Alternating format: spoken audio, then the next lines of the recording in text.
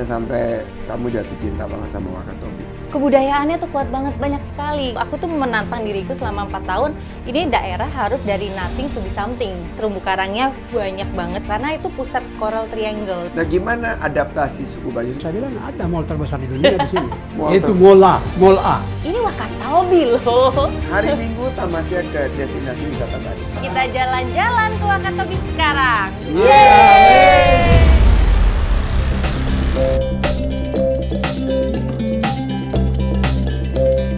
Salam sehat Nadine dan juga Pak Abdul Manan. Salam sehat, Pak. Kalau Pak Abdul Manan ini dari Wangi-Wangi atau dari? Ya, dari Wangi-Wangi, Pak. Dari Wangi-Wangi. Wangi-Wangi. Terima kasih nih sudah memenuhi undangan kami untuk hadir di podcast Wonderful Indonesia. And we're talking good vibes only. Nah, tentang Wakatobi. Ya. Nadine super akrab banget sama Wakatobi. Bahkan pernah bikin film tentang daerah Wakatobi, suku Bajo. Itu ada itu loh goggles yang buat Iya. super. Itu gimana caranya? Inovatif banget ya, nggak pakai plastik tapi bisa jadi sendiri. Kan nggak ada kacamata renang kan? Iya kan. Jadi gimana ceritanya sampai kamu jatuh cinta banget sama Wakatobi? Karena kebudayaannya, Budaya. keindahan. Jadi bukan karena divingnya ya justru, ya, karena kebudayaannya. Kebudayaannya tuh kuat banget, banyak sekali. Kita kan tahu Wakatobi itu kan 4 pulau kan, Wangi-Wangi, Wakatobi. Banyak orang yang nggak tahu itu ternyata singkatan dari 4 pulau kan, Wangi-Wangi. Saya juga baru tahu. Ya kan? Pas kesana baru Tuh, tahu. Pak, gimana nih Pak? Kalau saya nggak Harusnya kesana, kesana lah. kalau saya nggak kesana, saya nggak tahu. Ya. Iya. Tapi begitu sampai sana, Wangi-Wangi itu saya bilang, yang mana yang Wakatobi? Ini Waknya, K-nya ada, taunya Tomeo, terus B-nya Binongko. Itu salah satu alasan aku kenapa aku mau ngulik lebih dalam tentang si Wakatobi ini sampai The Mirror Never Lies tahun 2011 kita buat, aku sebagai produser di situ. Jadi karena orang nggak tahu, aku tuh menantang diriku selama 4 tahun, ini daerah harus dari nothing to be something. Jadi bolak-balik bisa kali dalam 1 bulan tuh 20 hari aku di situ. Wih, serius? Rumah kedua.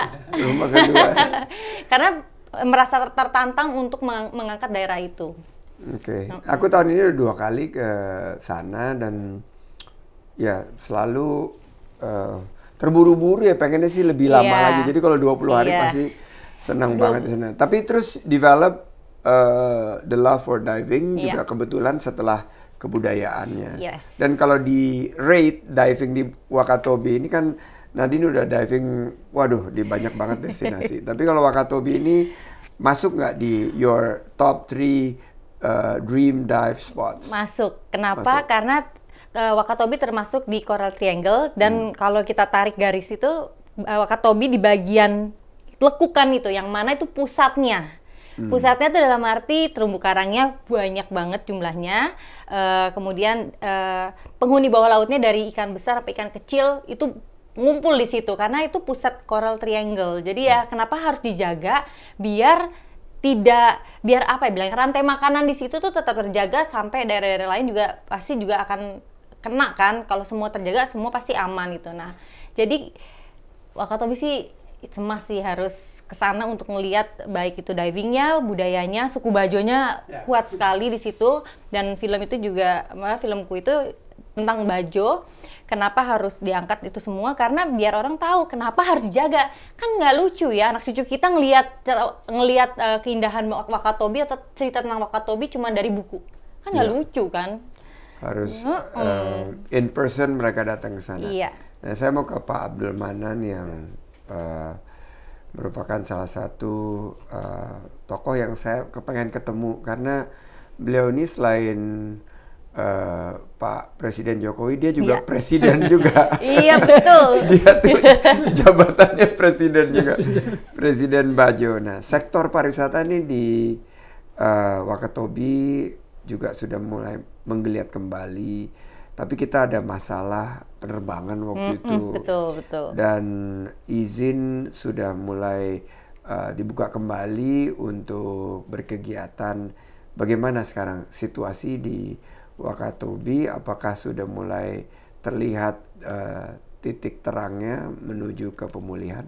Ya, jadi kalau saya cermati, Memang situasi kunjungan pariwisata sudah mulai terjadi, apalagi misalnya betul Pak pada saat masih ada penerbangan itu mereka sudah mendaftar untuk ke Wakatobi. Namun sekarang lagi ada ya stop lah sementara. Tapi yang ke sana juga lewat kapal laut masih banyak. Ya, memang kalau kita bandingkan dengan sebelum pandemi memang belum seperti itu. Tapi saya kira kan kecenderungan ke sana. Kecenderungan ke sana. Saya 2 kali ke sana, satu pakai pesawat. Itu masih ada wings. Ya. Satu lagi pakai yang kapal laut. Dari Kapal Kendari. laut, dari Bau-Bau. Enggak, dari Bau-Bau. Oke. Dari Bau-Bau. Jadi naik mobil dari Bau-Bau sekitar 2 jam, terus crossingnya nggak nyampe sejam Pak, dekat sekali itu. Malam pas lagi saat Pak Presiden Jokowi mengunjungi Wakatobi kemarin. Jadi konektivitinya itu nggak cuma dari udara, juga dari laut. Dan penerbangan ke Bau-Bau itu cukup banyak juga. Betul. Nah kan kalau dilihat bahwa Wakatobi salah satu keinginan kita adalah melestarikan ya, terutama dari segi environmental sustainability. Nah banyak yang khawatir pariwisata itu kalau sudah banyak yang datang terus sampah, hancur, rusak, terumbu karang dan lain. Yeah. What's your comment? Apakah kita bisa mengembangkan pariwisata yang lebih berkualitas dan sustainability? Aku optimis sih, Indonesia apalagi milenial sekarang yang sekarang vibe untuk jalan-jalannya tinggi banget ya. Itu aku optimis pasti akan sadar. Tapi memang harus kita bergerak gitu. Bergerak dalam arti kayak aku mencoba untuk buat aku punya yayasan namanya Sea Soldier. Amin, kita udah Sea Soldier. Jadi gerakan untuk self action tentang lingkungan. Lingkungan itu bukan berarti hanya bersih-bersih pantai, buang sampah pada tempatnya, tapi bagaimana kita berperilaku pada diri kita sendiri untuk aware itu kita nggak bisa sembarangan karena kita pior-pior itu juga gitu. Dan Amin di 15 kota. Nah, untuk menjaga itu kita sebagai anak muda kita harus jadi contoh, memberikan aksi biar ada followersnya atau biar ada pembuktian bahwa kalau ngomong doang mah nggak bisa, harus ada gerakan. Dan itu bukan berarti kita membatasi diri untuk bergerak. Kita mau demen jalan, bisa kok untuk menjaga lingkungan. Kita doyan bekerja, bisa kok di dalam ruang kerja kita dengan cara mengurangi penggunaan kertas. Kalau cuman hanya untuk coret-coret aja, bisa kok dimanapun bisa asal mau. Itu yang membedakan kita dengan yang lainnya.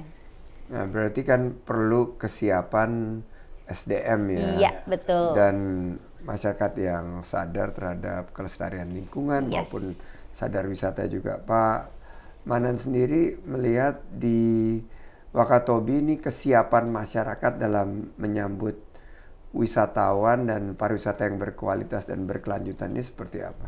Ya, saya melihat itu ya kecenderungan ke arah bagaimana mereka bisa berpartisipasi untuk mendukung pariwisata itu ini semakin meningkat. Kelompok-kelompok pemuda yang mencoba bergabung bagaimana mereka berkontribusi kepada tadi kesehatan lingkungan, kepada kebersihan laut. Dan itu ada acara tiap tahun. Mereka mengumpul, masih sebatas mengumpul, tapi mungkin untuk ke depan kita perlu penyiapan SDM-nya itu. Perlu ada edukasi lah kepada masyarakat itu untuk lebih aware lagi, lebih punya kepedulian lagi yang tinggi untuk berkontribusi pada dukungan terhadap pariwisata di masa depan. Dan tokoh-tokoh masyarakat di sana sangat mendukung pariwisata ya? Oh ya, mendukung sekali Pak, mendukung sekali. Masyarakat hukum adat mendukung sekali dan masyarakat tradisional yang lain juga mendukung. Dan ini tapi kalau anak-anak muda di Wakatobi tapi aktif-aktif kok. Aktif ya. Ini yang akan sangat membantu terciptanya ekosistem pariwisata karena begitu tokoh-tokoh masyarakat, tokoh adat, tokoh agama, anak-anak mudanya support, emak-emaknya juga support. Nah, betul banget. Produk-produk ekonomi kreatif nih kayak gini yang saya pakai. Iya, betul. Ini penjualannya akan semakin meningkat. Nah, betul. Nadine bisa diceritain sedikit nggak tentang perjuangan sebagai aktivis lingkungan hidup? Dan saya baru tahu nih ada Baby Jiwa. Iya, nanti Baby selain Jiwa daripada aktivitas di Sea Soldier, ada juga promote clothing line dan produk ramah lingkungan yang sekarang mulai dipasarkan. Iya, namanya Sarna. Jadi kita pakai pewarna alami dari pohon tinggi. Pokoknya pewarna alaminya tuh dari alam lah. Yaitu kita coba. Biar nanti si Jiwa yang nerusin aja. Biar dia tahu nih kenapa aku sama Dimas tuh kita bikin ini ada alasannya. Biar dia belajar juga. Dan clothing lainnya memang sesuai namanya dia juga. Pokoknya biar dia nanti aja deh yang jadi ini tabungannya dia plus dia belajar untuk berbisnis nantinya gitu. Tapi ya kita sebisa mungkin berbau Indonesia. Makanya juga salah satu alasan kenapa aku bawa ke lokasi aku bekerja, biar dia tahu bahwa alam ini perlu dijaga. Kita nih tinggal di Indonesia, kamu ini anak Indonesia ini. Kamu harus jaga, kamu harus lihat, dan kamu harus berbicara. Kalau kamu hanya diam sendiri menikmati, tidak akan ada pergerakan, itu kamu menghilangkan semua jejak-jejak indah yang ada di Indonesia, gitu. Keren banget. Dan kita sih sangat terbantu kan nih Pak Manan, karena kalau ada public figure kayak Nadine membawa satu pesan dan inspirasi bahwa bukan hanya mempromosikan destinasi wisata, tapi juga pariwisata yang ramah lingkungan, pariwisata yang berdampak terhadap ekonomi lokal, pariwisata yang juga untuk anak cucu kita gitu loh. Kita melakukan transformasi di Kemenparekraf baru 2 tahun sih, dan masih sedikit sekali footprints-nya, tapi kita ingin legacy di pasca pandemi ini adalah kita bergerak dari hanya memikirkan jumlah kunjungan wisatawan yang banyak kepada kualitasnya. Jadi mereka tinggal lebih lama, mereka membaur dengan masyarakat adat setempat, dan ikut mendorong perekonomian lokal, dan ikut mengapresiasi kearifan dan budaya setempat. Ya, soalnya kan wisatawan kan balik ke negaranya kan pasti pengen tahu nih teman-temannya gimana Indonesia gitu. Dia akan bicara kan, itu otomatis ya PR-nya Indonesia juga kan sebenarnya kan. Apalagi kalau kebantu, kan? Kayak Nadine yang followernya jutaan. Tapi maksudnya aku tetap aku nggak bisa berjalan sendiri untuk bicara tentang lingkungan dan ngejaga keindahan Indonesia ya. Kita butuh teamwork gitu. Dan salah satunya dengan sekarang kita coba gencar menggunakan apa yang sudah dia UMKM-nya Indonesia lah, ini salah satunya. Ini aku beli dulu waktu tahun 2010-2011 ini nih ya. Dimana itu pertama kalinya kita ke Wakatobi belum naik pesawat loh Pak. Kita masih di Kendari, kena terdampar lagi tidur di kapal. Karena ya, Kendari jauh lebih lama kan perjalanannya. Iya, dulu belum ada. Dulu bau-bau belum ada itu. Udah bau-bau udah ada. Bukan maksudnya pesawat nggak ada penerbangan. Bukan ini belum ada penerbangan juga. Belum ada. Maka itu yang membuat aku tertantangnya Pak dulu ya kita. Wakatobi nggak tahu, orang tuh nggak tahu. Makanya di situ kita coba ke sana untuk angkat ke permukaan biar orang tahu bahwa surga itu ada juga itu di situ, surga bawah laut tuh gitu. Dan aku akuin Indonesia bukan hanya Wakatobi, daerah lain pun juga keindahan bawah lautnya tuh luar biasa gitu. Karena memang aku tertantang, kita coba gimana harus bisa ke sana ya. Salah satunya itu sampai terdampar. Kemudian ini di tahun 2010 aja udah ada gitu dengan. Nah ini kreatif nih. Ada tulisan Wakatobi, daripada kita salah pakai kain ya, terus kita bicara ini kain dari mana. Nah ini salah satu ide yang bagus banget ada tulisannya biar nggak lupa, dan statement ini loh. Ini Wakatobi loh. Bapak belum. Bapak di hati ya, Wakatobinya ya. Gitu. Ada desa wisata di Wakatobi, Pak. Saya kemarin datang itu di Benteng Togo itu menang dari segi toilet terbaik. Toilet terbaik alam. Karena pariwisata harus dengan toilet yang terbaik, dan juga ada homestay-nya. Berarti kan kalau kita bicara kesiapan, kalau di desa wisata itu komunitas Pak. Jadi masyarakat desa yang menyiapkan untuk wisatawan. Pemerintah ada memberikan sentuhan, tapi yang menjadi lokomotifnya itu adalah para tokoh setempat. Nah, bicara tentang local hero, para pejuang dan penggerak wisata di Wakatobi. Bapak ini kan presiden pertama suku Bajo nih. Ini gimana, ada demokrasinya, dipilihnya seperti apa? Bisa diceritakan nggak bagaimana tiba-tiba jadi presiden suku Bajo? Ini tahun 2008 yang lalu, ini kan semacam ada pertemuan saja Lalu ada pertemuan dengan Bajo dari Malaysia, dari Filipina. Nah kemudian saat itu ya siapa wakil Bajo dari Indonesia? Makanya ya atas nama Bajo lah kira-kira begitu kami menyatakan diri 2 orang. Saya selaku presiden dan juga ada sekretaris. Kemudian ini kita sampaikan, kemudian ada pengakuan. Jadi saya sepanjang masih diakui ya, saya lah presiden Kekar Bajo Indonesia namanya Pak. Siap Bapak Presiden. Saya bilang kalau ada masyarakat Punya Bajo. Menteri Parekraf nggak dari sana? Bikin Pak. Divisinya adalah divisinya. Divisinya, Divisi pariwisata ya. Divisi pariwisata. Dan mereka itu nanti yang kabinet Bapak gitu juga ditugaskan untuk menjaga pesona Wakatobi terutama kelestarian lingkungan ya. Itu harus Pak. Di Wakatobi sendiri Pak juga kami bentuk ada juga organisasinya di Wakatobi. Ada tersendiri. Ya. Ya. Nah gimana adaptasi suku Bajo? Suku Bajo ini kan kalau sekarang ada digital nomad, kalau ini kan sea nomad kan. Sea nomad kan selalu berpindah tempat. Iya. Bagaimana adaptasi mereka mengembangkan potensi wisata? Karena kan wisatanya nggak bergerak-gerak, wisatanya di satu tempat. Dan sekarang udah jadi satu destinasi prioritas kita dan menjaga kelestarian alam ini sangat-sangat sentral dan strategis. Dan bagaimana suku Bajo ini juga selain disiapkan juga terus mampu untuk menarik kunjungan wisatawan sana. Karena yang menarik Nadine ke sana itu ingat loh budaya dulu. Jadi budaya dulu baru keindahan alam. Ya, jadi itu di Mola di Bajo itu Pak ada namanya Bajo Mola. Itu pernah saya bercanda dengan Nadine saat itu. Tanahkan mall. Saya bilang ada mall terbesar di dunia di sini. Itu Mall A. Mall A. Desa Mola. Desa Mola itu kan Mall A. Ada nggak? Nggak ada. Saya bilang ada Mall A. Itu Desa Mola itu. Ya isinya adalah budaya. Tadi isinya adalah budaya Bajo yang tentunya juga unik karena dia budaya Bajo itu selalu berkaitan dengan laut.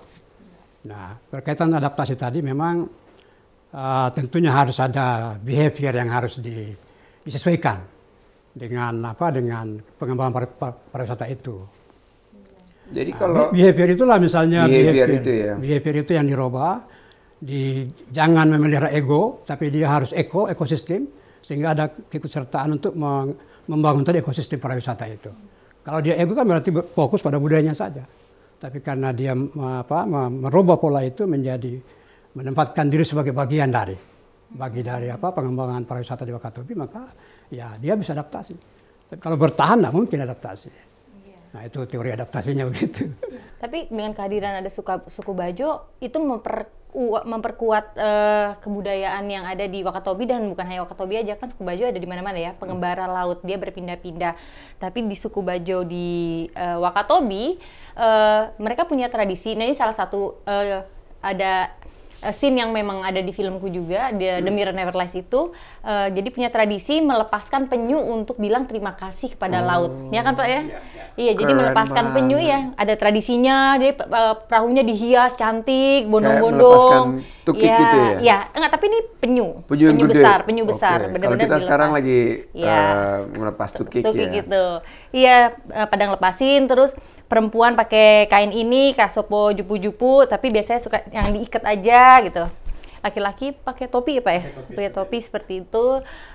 Terus ya itu sama-sama ada tariannya banyak banget gitu. Makanannya kasuami ya, kasuami kayak singkong gantian nasi lah. Itu enak sekali. Fresh ikannya. Nah itu tradisi itu diperkuat lagi dengan adanya suku Bajo. Oke. Ya mungkin tambah sedikit. Karena Sinome tadi pindah-pindah, maka suku Bajo ini telah menandai satu kawasan penting yang tadi Mbak Nadine sampaikan itu segitiga Karang Dunia itu. Kalau kita cari, Coral Triangle itu penyebaran suku Bajo di kawasan itu. Iya, jadi pas gini, nah Wakatobi itu gininya bagian pantatnya, makanya berlimpah. Gitu. Dari ininya ya, kekayaan hayati alam bawah lautnya. Tapi saya saking excitednya saya sampai lupa nafas. Saya sampai lupa baca pantun pembuka. Oke. Kirain lupa. Tapi ngomong-ngomong di suku Bajo ada nggak pantun? Oh banyak ya Pak pantun. Pantun ya. Suka nyanyi-nyanyi gitu. Ada ya. Ada. Ternyata oke pantun. Hari Minggu tamasya ke destinasi wisata baru. Asik. Jangan lupa kita sarapan bekal ubi. Cakep. Podcast Wonderful Indonesia bakalan seru. Karena bareng saya Nadine dan Pak Manan kita akan main ke Wakatobi. Artinya kita ke Wakatobi bareng nih kapan-kapan ya Pak ya. Kayaknya nih Hari Nusantara boleh nih saya ngajak minta Pak Bahlil ketua panitianya. Kebetulan Hari Nusantara itu di Wakatobi dan ya yang identik sama Wakatobi ini presidennya sama influencernya. Aku judulnya pulang kampung kalau ke Wakatobi. Wakatobi ya. Karena sudah pernah terdampar di sini. Nah, Pak Manan, saya juga ingin misalnya kalau para wisatawan datang ke sana selain daripada culture, kebudayaan dan spot diving itu ada nggak sih hidden gem yang orang nggak banyak tahu nih tentang Wakatobi yang perlu saya yang desa wisata Togo Benteng itu saya baru tahu karena saya punya program Anugerah Desa Wisata. Tadinya saya nggak tahu, saya tanya Wakatobi cuma diving. Ternyata punya desa wisata yang sangat kaya akan sejarah dan budaya. Pak jangan kasih tahu Pak. Hidden namanya hidden, jangan kasih tahu Pak. Diem-diem. Nanti Pak Sandi datang. Saya kira mungkin satu saja saya bocorkan. Harus ada dong, spill dikit. Jadi Wakatobi itu Pak punya namanya itu 8 rahasia penting, 8 sumber daya penting. 8 sumber? Iya, di laut itu. Nah, salah satu itu adalah adanya migrasi dari ikan-ikan besar di dunia paus. Iya, benar. Kemudian di situ ada habitat lumba-lumba. Ini yang atraksi ini luar biasa ini. Kita bisa bermain-main dengan lumba-lumba, bisa juga dengan paus di kawasan Wakatobi itu. Itu yang dari sisi atraksi yang saya kira juga sekarang sudah sering dinikmati oleh ke sana. Tapi ada satu lagi ya yang budaya Bajo ini yang saya mau sampaikan. Ada namanya sangal. Sangal itu adalah satu ritual yang dilakukan oleh masyarakat Bajo itu tiap tahun sebenarnya.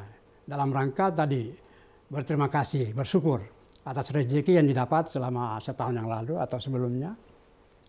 Dan itu ramai sekali. Ya, satu kampung bahkan misalnya dilaksanakan di Wanyuwangi misalnya, maka bagian dari mana-mana itu datang ikut upacara itu. Nah, salah satu aktivitasnya itu adalah melepas apa saja yang dimiliki yang hidup itu dilepas dengan suatu harapan satu ikan akan membuat ikan banyak begitu. Satu ikan tapi untuk menghasilkan banyak ikan yang melimpah.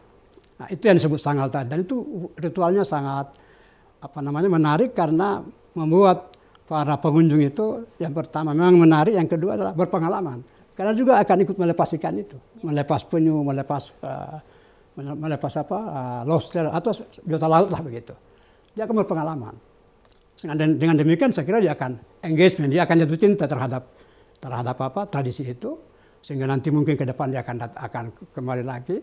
Bahkan mungkin masyarakat di situ bisa mengembangkan tadi UMKM tadi itu. Jadi entrepreneurs. Jadi itu bisa berkembang. Ini kalau ini kita hidupkan kembali dan bisa menjadi salah satu daya tarik baru untuk wisatawan ke Wakatobi ke depan. Oke. Tambahin lagi sedikit nih. Boleh. Siapa yang belum punya jodoh, angkat tangan. Nah, ke Wakatobi deh. Karena di situ ada air jodoh. Jadi dipercaya kalau ke situ pegang airnya, bilas muka itu akan enteng jodoh katanya. Karena di sana banyak sumur-sumur yang fresh airnya masih bilang langsung gitu. Nah itu katanya membuat enteng jodoh. Kamu dapat jodohnya setelah kayaknya ya. Setelah Wakatobi 4 tahun itu baru jodohnya langsung jodohnya top chair ya. Top chair ya. Nah saya tertarik waktu kemarin saya hadir di Wakatobi ini ada satu program pemerintah yang memberikan kepemilikan lahan sertifikat untuk suku Bajo. Karena suku Bajo itu kan hidupnya di atas air. Nah mereka disadvantage karena kalau rekan-rekan saudara-saudara yang di darat itu punya sertifikat bisa digerakkan dapat bank. Nah sekarang dengan program itu terasa manfaatnya nggak untuk sahabat-sahabat kita dari suku Bajo? Oh iya Pak, minimal manfaatnya sekarang ini adalah ada kepercayaan sebagai bagian daripada bangsa Indonesia, kan sudah punya identitas bahwa kami sudah punya hak ini. Walaupun hak itu sifatnya HGB, memang bisa diagungkan untuk sektor formal di perbankan misalnya. Tapi yang paling penting itu adalah sebagai identitas sosial itu Pak. Dulunya mungkin tidak ada kejelasan, mungkin takut atau ada kekhawatiran digusur karena tidak ada kepemilikan. Tapi sekarang mereka sudah confidence dengan adanya sertifikat itu. Oke. Final point, sayang banget nih kita habis waktunya karena waktunya sangat terbatas. Ini part 2 nanti dong ini ya. Nanti ada part 2, tapi part 2-nya kayaknya harus kesana on ya? location. Catet ya. Saya pengen tanya sama Nadine, mungkin kalau ada satu pesan kepada tim Wonderful Indonesia tentang khususnya Wakatobi ini, apa yang perlu kita perhatikan, dan yang kedua mungkin harapan ke depan Wakatobi ini seperti apa?